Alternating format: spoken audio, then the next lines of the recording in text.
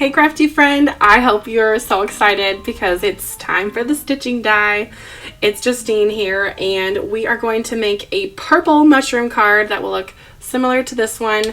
How cute is this? I went traditional colors for this mushroom card, the white and the red. So that one's all done. Let's make a similar one with purple. I'm really looking forward to this one because I love the way that this turned out. So it should be pretty similar. So to put on the background little leaves here, we are going to leave a little bit of space for my sentiment, which is going to go right about there. And then I'm going to do a weird little glue technique that I just kind of decided to use, and it definitely works for this. So I just am going to use some Best Ever craft tape right there on the bottom to just hold down the base of my little sprigs here for just a minute or two. And then I'm going to pop some liquid glue behind some of these big petals and just give it a light press. With this mirrored cardstock, it is a little bit more slippery than regular paper, so I am going to be a little bit heavy-handed with the glue blobs here and just get some sticking happening. And then just give it a light press and let things stick. So as I'm holding this, I'll just give it a little chat.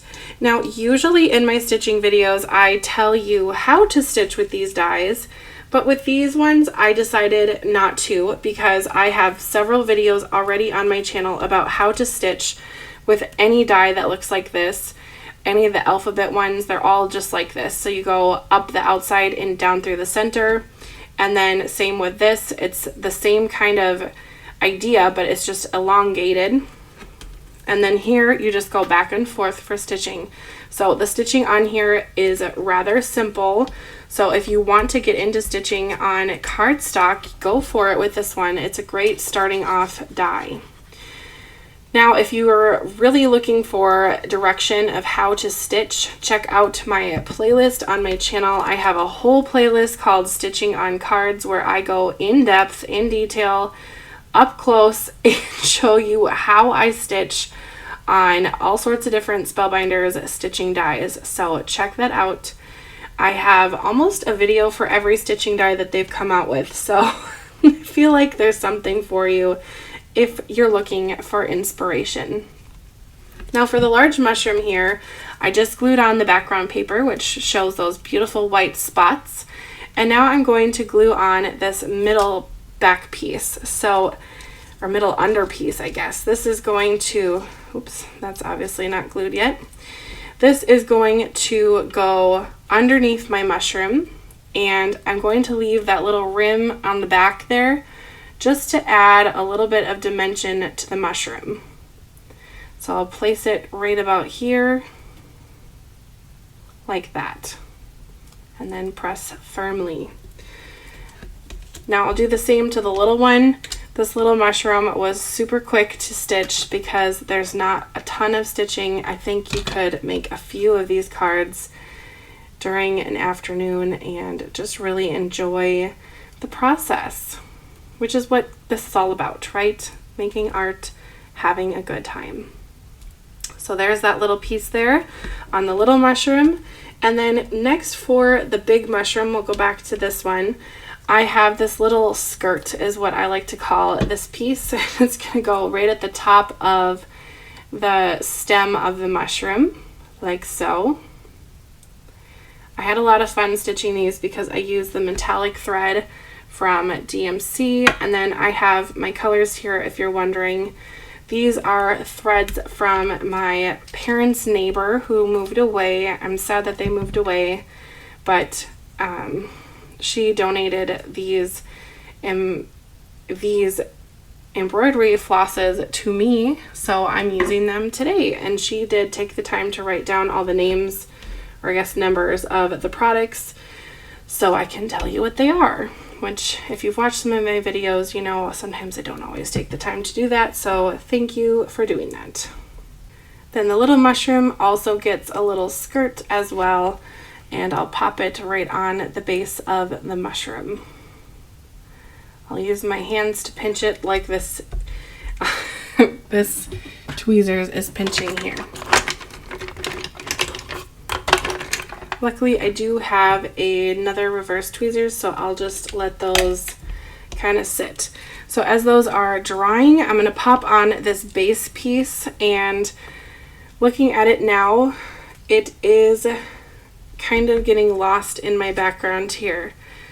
So I'm going to take a lighter Copic marker and just give it kind of a little border. And I think I'm going to use this one, mint blue, just so it has a little kind of edge to it. And the mint blue on the purple cardstock is giving this really pretty periwinkle color, so I'm liking the way that that turns out. Yeah, that looks great. Okay, I'll pop that base on. This is the same base that goes underneath the mushroom. So to make a mushroom, you technically don't need this, but it's just a little landing spot for the mushrooms to rest on. There we have it. Now I'll pop on my big mushroom. I have my tweezers here doing all the work for me, which is just fabulous. So I'll put my big mushroom on this side since I put it on the other side on the first card. Like so. And then this one I'll pop on to the right side of the big mushroom. And of course I still need to put on my sentiment, and let's do some embellishing because this is just kind of a fun purpley lovely color, so lovely colored card. So I think some embellishments would be just kind of neat to finish it off. And I think we'll pull out my Stella pen as well because mushrooms kind of have this whimsical feel to them. So let's just bling it up and add some sparkle. If you're watching this on the day I post it, you guys, Sunday is the day my collection comes out. I feel like I have been talking about this for a long time online, even though it's been less than a month that I could talk about it online. I've been working on this collection for over a year now with Spellbinders, and I've put a lot of work and effort into it, as well as the amazing people at Spellbinders. So please check out that collection. I will have a link for that in the description. It is available on Sunday to purchase, so I hope that you love it just as much as I do. I really feel like it's going to be a really great one for customizing cards for loved ones. It's all about sports. So if you have a sports fan in your life, whether that be a grandchild, a daughter, a son-in-law, a grandchild of any kind, maybe yourself, you love sports, I hope that you're able to make something amazing with the collection that I worked so hard to kind of put together with Spellbinders. So I hope you liked today's video, and definitely check out the Game Day collection from Spellbinders and me. Have a wonderful day. If you have any questions, let me know in the comments, and I'd love you to pick a favorite. Which one is your favorite? I think my favorite is the traditional red and white colored one, but this one reminds me of my mom. She is for sure a purple person. So this one's for you, Mom, and this one will be for me. Anyway, have a great rest of your day. Bye!